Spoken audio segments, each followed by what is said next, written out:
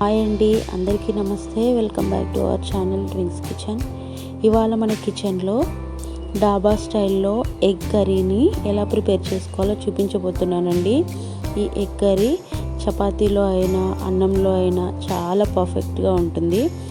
తయారీ విధానం కోసం నేను ఇక్కడ ఒక మట్టి కడాయి తీసుకున్నాను. అందులో 2-3 స్పూన్ల వరకు ఆయిల్ వేసి నేను ముందే ఉడికించుకున్న గుడ్లని ఇందులో వేసుకొని కొద్దిగా ఫ్రై చేసి తీసుకుంటున్నానండి.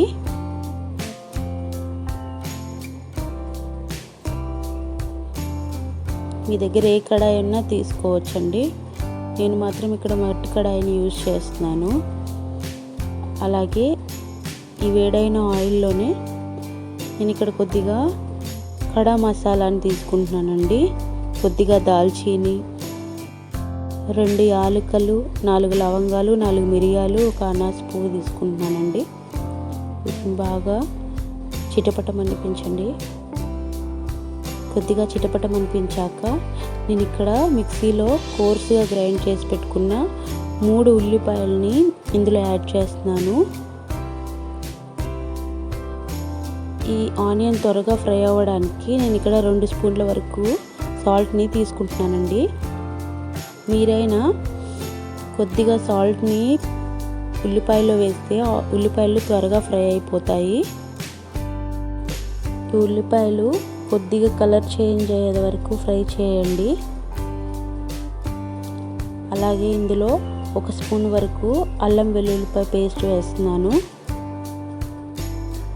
వేసి దీన్ని బాగా ఫ్రై చేసుకోండి, ఆయిల్ పైకి తేలేంత వరకు. అలాగే 2 పచ్చిమిర్చిని కూడా నేను కట్ చేసి వేసుకున్నాను. ఇలా కొద్దిగా ఫ్రై చేసుకోండి. ఇలా కొద్దిగా ఫ్రై అయిన తర్వాత ఆయిల్ బయటికి వచ్చేటప్పుడు నేను ఇక్కడ 3 టమాటాలని మిక్సీలో గ్రైండ్ చేసి వేసుకుంటున్నాను. ఈ టమాటాలు ఇంకా ఆనియన్స్ బాగా ఫ్రై అయ్యేంత వరకు ఫ్రై చేసుకోండి. ఇక్కడ నేను 1/2 స్పూన్ వరకు పసుపుని తీసుకున్నాను. పసుపు వేయడం వల్ల కూడా టమాటాలు త్వరగా మగ్గిపోతాయండి.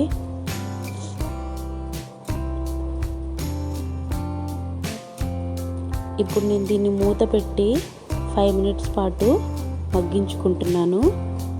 5 మినిట్స్ తర్వాత చేసి చూస్తే ఆయిల్ మొత్తం బయటకు వచ్చిందండి. అంటే టమాటా ఫ్రై అయిపోయినట్టే. ఇక నేను 1 స్పూన్ వరకు కారం తీసుకుంటున్నాను. అలాగే 1 స్పూన్ వరకు ధనియా పౌడర్ని తీసుకుంటున్నాను.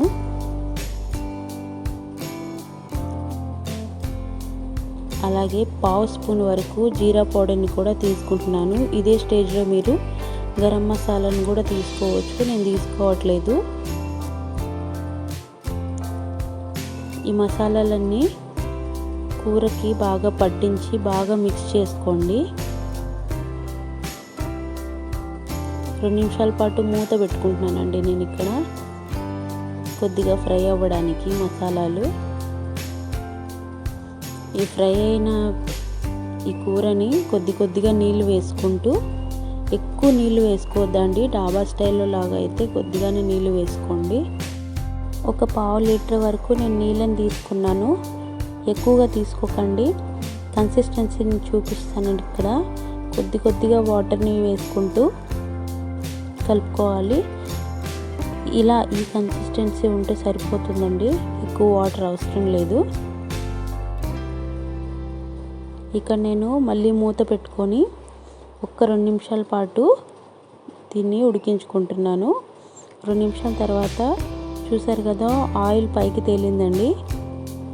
ఇలా ఆయిల్ పైకి తేలాక మనం ఫ్రై చేసి పెట్టుకున్న ఎగ్స్ని కూడా ఇందులో వేసేసి, అలాగే కట్ చేసి పెట్టుకున్న కొత్తిమీరని కూడా ఇందులో యాడ్ చేసుకుంటే మన డాబా స్టైల్ ఎగ్ కర్రీ రెడీ అయిపోయినట్టే అండి. చూసారు కదా, చాలా ఈజీ అండి. 10 మినిట్స్లో చేసేసుకోవచ్చు సింపుల్గా. ఇంత కారంగా ఉంటుందండి. మీకు కారం కావాలంటే ఇంకొద్దిగా యాడ్ చేసుకోండి. అంతేనండి, మన పర్ఫెక్ట్ డాబా స్టైల్ ఎగ్ కర్రీ రెడీ అయిపోయినట్టే. మీకు నచ్చినట్లయితే లైక్ చేసి షేర్ చేయండి.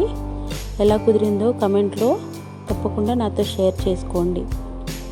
సబ్స్క్రైబ్ చేసుకోవడం మాత్రం మర్చిపోకండి. Thanks for watching.